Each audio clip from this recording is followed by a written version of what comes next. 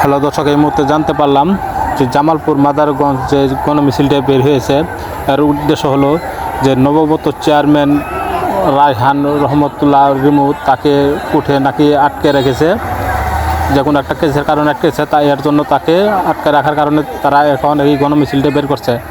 এই অবস্থায় এখন চলতেছে, রাস্তায় হরতাল দিয়েছে, রাস্তাঘাট সব বন্ধ, দেখেন কেউ কোনো দিক যেতে পারতেছে না।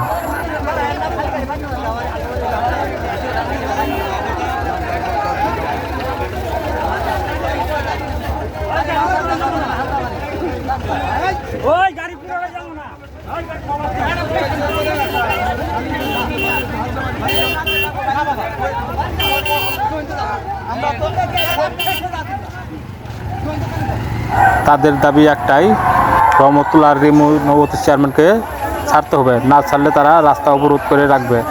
এখন এই অবস্থায় সব গাড়ি চলাচল বন্ধ।